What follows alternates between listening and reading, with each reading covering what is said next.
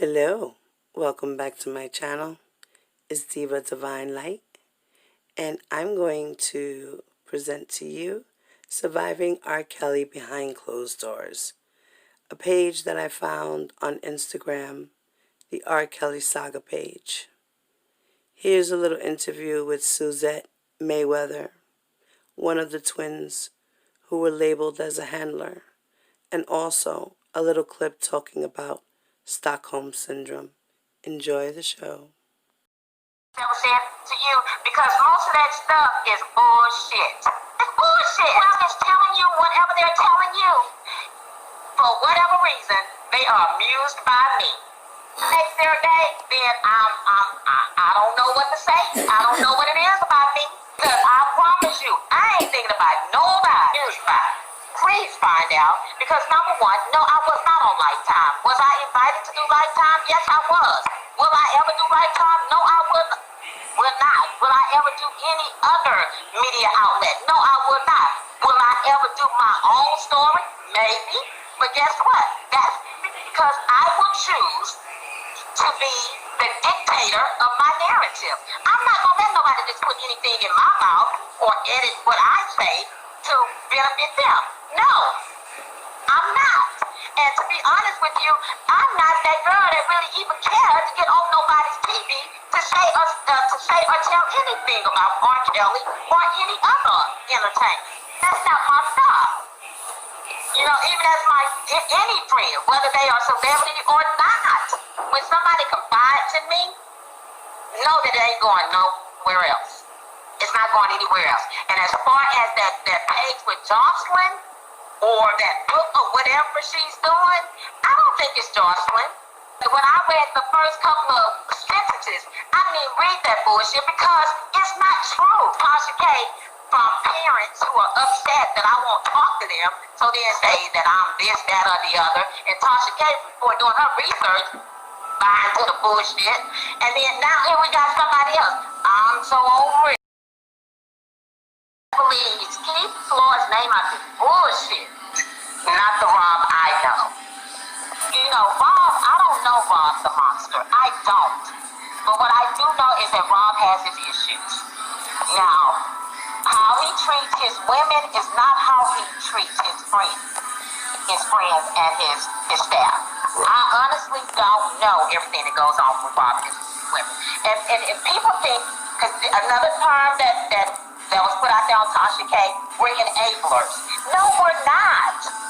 None of his staff were enablers. We were not. Not the ones I know. 3 years. How long I've known Rob? Over 20 years. Why did I stop working for Rob? Another opportunity. I'm still in the industry.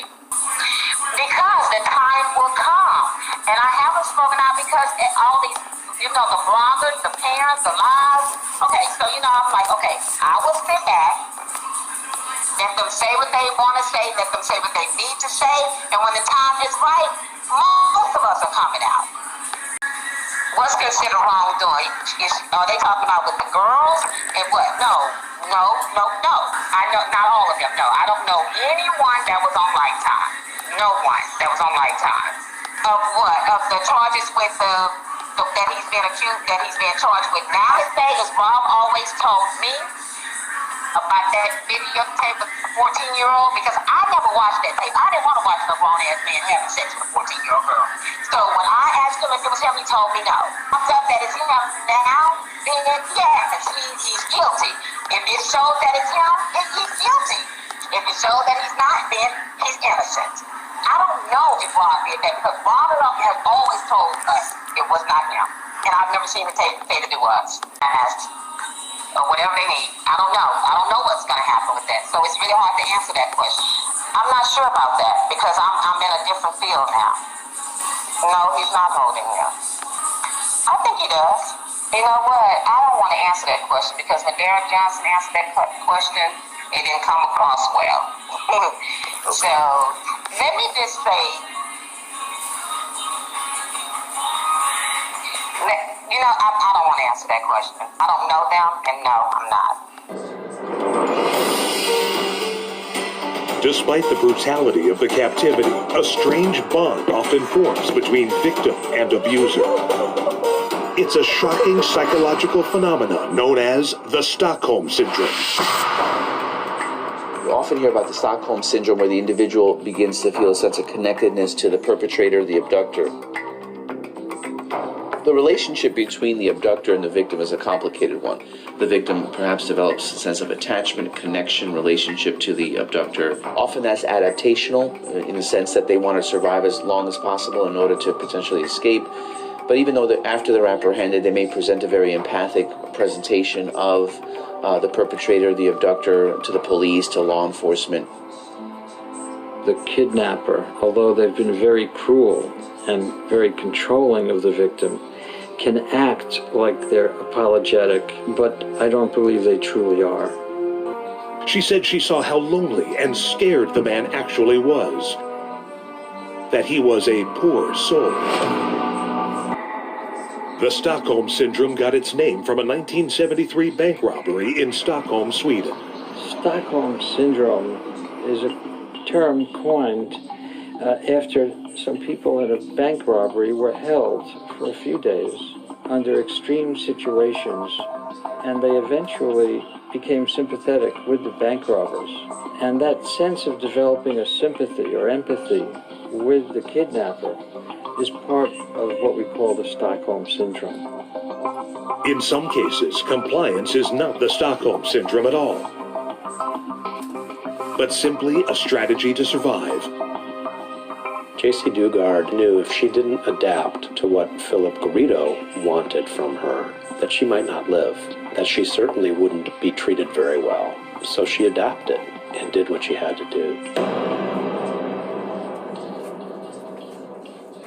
Cameron Hooker's brainwashing of Colleen Stan was so complete that he eventually allowed her to take a job as a hotel maid.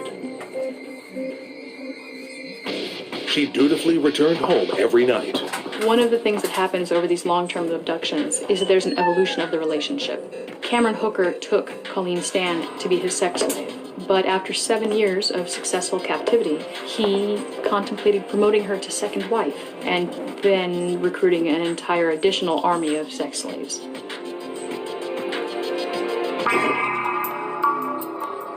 For the first 6 months of captivity, Natasha Kampusch was never allowed to leave her basement dungeon. At first, she'd throw bottles of water against the walls, hoping the noise would attract attention, but the effort was useless.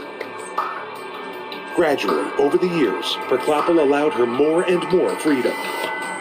Eventually, she was permitted to do housework upstairs. He would sometimes take her on outings in the car. In the beginning, she tried to attract attention or even jump from the car. But he began to trust her more and more. When Natasha reached the age of 18, she begged Perklappel to kill her so she no longer had to live in captivity. But he claimed he loved her and couldn't do it. Then, on August 23, 2006, she was helping him clean and vacuum his car when he received a cell phone call from his business partner and he walked away. Natasha saw her chance and bolted. She ran through gardens, over fences, and 5 minutes later, she pounded on a neighbor's window and called out, "I am Natasha Kampusch." Natasha Kampusch became aware of the fact that he was not of sound mind when he would bring her things like Scotch tape as a gift.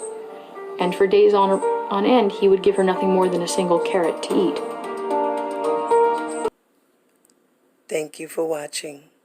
Don't forget to hit that like button, drop your comments below, hit that subscribe button if you're not subscribed, and the notification bell. And Diva the Divine Light is out. Peace.